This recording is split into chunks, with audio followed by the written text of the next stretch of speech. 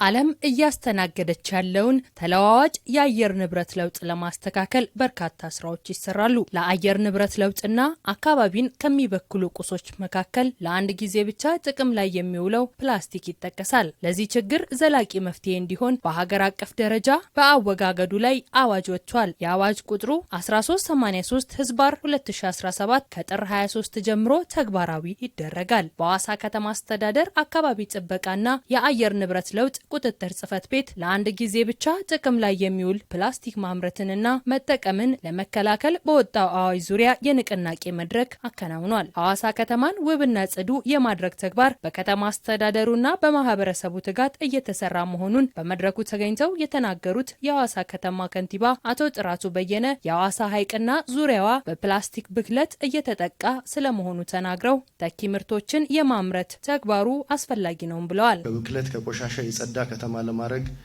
ህዝባችን በከተማ በማስዋብ በንጽህና እየሰራ ነው ያለው። ነገር ግን አንዳንድ አካባቢዎችን ደግሞ ዞር ብለን በምናይበት ጊዜ በተለይ ወደ ሐይቁ አካባቢ አሁን ዛሬ የምንነጋገርበት አጀንዳ በጣም ስጋት መሆኑ በደንብ ይታያል።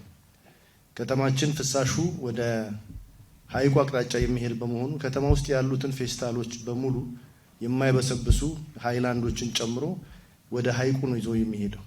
በዚህ ምክንያት ሐይቁ ውስጥና በሐይቁ ዙሪያ ከፍተኛ የሆነ የፌስታል እና የሃይላንድ ክምችት በአካባቢው ይታያል። በተለይ አመራው ገደል አካባቢ ብንሄድ አሁን ለምንነጋገርበት ጉዳይ በጣም ትልቅ ማሳያ ይሆናል።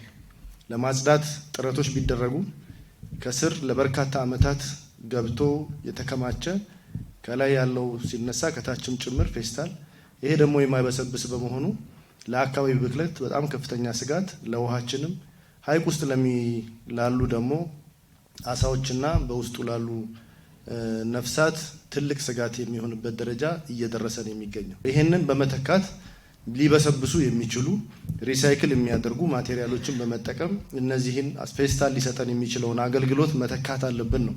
ተፈጥሮን ለማስቀጠል የሚወጡ ሕጎች ጠቃሚ ናቸው ያሉት ከንቲባው ፌስታልን በመተካት ተግባሩ ባለሀብቱና ኢንተርፕራይዞች ሚናቸውን እንዲወጡም ጠይቀዋል። ይህን አዋጅ በአግባቡ ከተጠቀምንበት እጅግ በጣም የተመቸች ሐዋሳን ተፈጥሮዋን ጠብቃ ለትውልድ የምትሻገር ምቹ የመዝናኛ ከተማ ለማድረግ የያዝነውን ግብ እውን እናደርጋለን። ፌስታል እናቁም ስንል ፌስታልን የሚተኩ ምርቶች ደግሞ በሌላ መልኩ ማምረት ይጠበቅብናል። በተለይ የወረቀት ምርቶች እና መልሰው ሪሳይክል ሊያደርጉ ሊበሰብሱ የሚችሉ የመያዣዎችን ከተለያዩ የተፈጥሮ ግብአቶች በመስራት ይህንን ፌስታልን የሚተካ ምርት ማቅረብ ይኖርብናል። እንደ መልካም አጋጣሚ ወስዶ ኢንዱስትሪዎቻችን ኢንተርፕራይዞች በዚህ ስራ ላይ እንድትሳተፉ በዚህ አጋጣሚ ጥሪ ያቀርባለሁ። አዋጁን በከተማው ተግባራዊ ማድረግ እንዲቻል ባለፉት 6 ወራት የቅድመ ዝግጅት ስራዎች ሲሰሩ መቆየታቸውን የሐዋሳ ከተማ አካባቢ ጥበቃና አየር ንብረት ለውጥ ቁጥጥር ጽፈት ቤት ኃላፊ አቶ ዳንኤል ሹቡሻ አሳውቀዋል። አማራጭ ምርቱ የኦልተርናቲቭ ምርቱ ላይ ፎከስ አድርገን ለ6 ወራት እየሰራን ቆይተናል። በቂ ዝግጅትም አድርገናል። አክቹአሊ እንን በፔፐር ባግና በጨርቅ የተሰሩ አማራጭ ምርቶች አሉ። እነዛን በተለያዩ ወጣቶችና አደራጆች በስልጠና እያስገባን የተለያዩ ማሽኖችን አስገብቶ ባለሀብቶች እንዲሰሩ ለ6 ወራት ዝግጅታችን አጠናቀን ዛሬ እንደምታዩት እዚህ ሳምፕሎችን ሁሉ አምጥተን ለሰልጣኞችም ጭምር እያከፋፈልን እያሳየን ያለበት ሁኔታ አለና በቂ ዝግጅት አድርገናል። በአዋጁ መሰረት ተግባራዊ የማያደርጉ አካላት ላይ ህጋዊ እርምጃ እንደሚወሰድ አስገንዝበዋል። ከዛሬ ጀምሮ ወደ ህግ ተግባራዊነት ነው የምንገባው። ምንም ጥርጥር የለውም። ሰው ይቀጣል። ከዚህ በኋላ ዛሬና በሬት ክሬት አድርገናል። በድምጽ በሳውንድ ሲስተም አድርገን ከተማ ነግረናል። ይኸው ዛሬ ምድር ፈጥረናል። ከዚህ በፊትም አዌርነስ ክሬሽን እያደረግን መተናል። ከዛሬ ጀምሮ ግን ፌስታል ይዞ መሄድ ራሱ አንደኛ ሼምም ጭምር ነው። ሁለተኛ ደግሞ ይዞ ተገኘ ሰው በአዋጁ መሰረት ምንም ጥርጥር የለውም ይቀጣል። ለዚህ ደግሞ ተቀናኝተን እየሰራን ነው። ከፖሊሱ ጋራ ከአቃቤ ሕግ ጋራ ከዳኞች ጋራ በቅርበት እየሰራን እንገኛለን። በንቅናቄ መድረኩ ያነጋገርናቸው የወረቀት ዘንቢል አምራቾች የአካባቢ ብክለትን ለመቀነስ በሚደረገው ጥረት ሚናቸውን እንደሚወጡ ገልጸዋል።